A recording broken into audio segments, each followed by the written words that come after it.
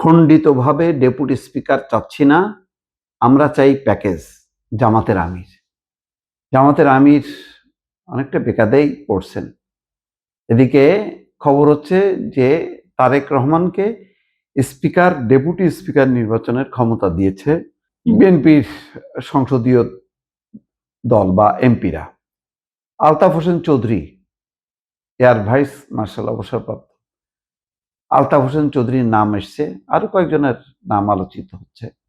মনিরুল হক চৌধুরী, তারপরে এমনকি ডক্টর আব্দুল মঈন খান, মোশাররফ হোসেন, তাদের নাম আলোচনা হচ্ছে। কিন্তু ঘটনা হচ্ছে যে সংসদে যেমনটা আশা করা হচ্ছিল, একটা ভারসাম্য রক্ষার চেষ্টা করছিল সম্ভবত বিএনপি, যে অন্তত ডেপুটি স্পিকারের পদটা তারা নিয়ে যাতে একটা ভারসাম্য থাকে, সংসদটা যাতে ঠিকমতো পরিচালিত হয় এবং বেশ কিছু উন্নয়ন প্রকল্প আছে, পরিকল্পনা আছে, সেগুলো যাতে সম্মিলিতভাবে জাতীয়ভাবে মানে সবাই গ্রহণযোগ্যভাবে উন্নয়ন পরিকল্পনা, সংবিধান সংস্কার বা অন্যান্য বিষয় যাতে অগ্রসর হতে পারে, এই জন্যই হয়তো ডেপুটি স্পিকারের প্রস্তাবনাটা ছিল। এবার সংসদের গুরুত্ব অনেক বেশি, সংসদে অনেকগুলো অধ্যাদেশ, সেগুলি পাশ করতে হবে, আইনে পরিণত করতে হবে, কারণ অধ্যাদেশের উপর অধ্যাদেশ করে গেছে ইউনূস সরকার।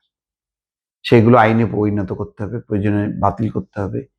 তারপরে জুলাই সনদের যে অংশ বিএনপি একমত হয়েছে সেটি বাস্তবায়ন হবে, বাকিগুলো নিয়ে তর্ক বিতর্ক হবে। অনেকগুলি কারণে একটা হয়তো ভারসাম্য আনতে চেয়েছিল বিএনপি, সেই কারণে ডেপুটি স্পিকারের তাদেরকে অফার করা হয়েছে।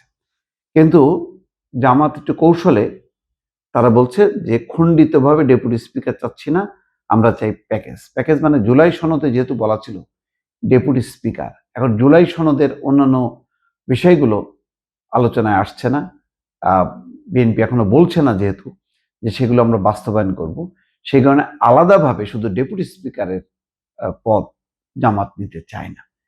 এক ধরনের প্রত্যাখ্যান, কিন্তু প্রত্যাখ্যানটা একটু কৌশলে এড়ানো, সেই এড়ানোর কাজটা করছে। এখন এর ফলে জামাতের কি মানে লাভ হবে বোঝা কঠিন। জুলাই সনদেই আছে যে একজন ডেপুটি স্পিকার বিরোধী দল থেকে হবে। আমরা খণ্ডিতভাবে এটা চাচ্ছি না, আমরা চাই প্যাকেজ, আমরা চাই পিস মিল, পুরোটাই সেখানে গ্রহণ এবং বাস্তবায়ন হোক, এবং এর ভিত্তিতে আমরা যেন আমাদের ন্যায্য দায়িত্ব পালন করতে পারি। তার মানে জুলাই সনদে পুরোটা বাস্তবায়ন চাই, যেখানে বিএনপির কঠিন মানে আপত্তি আছে।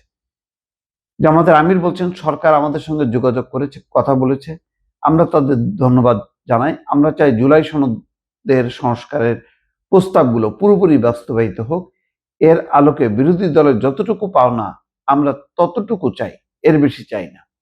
বিরোধী দলের এমপিরা সংবিধান সংস্কার পরিষদ এবং সংসদ সদস্য দুই শপথই নিয়েছে উল্লেখ করে বলছেন, দুঃখের বিষয় এখন পর্যন্ত সরকারি দল প্রথম শপথটি নেয়নি। তিনি বলছেন, আসুন জুলাইকে সম্মান করি, 24 থাকলে 26 হবে, 26-এর অস্তিত্ব থাকে না।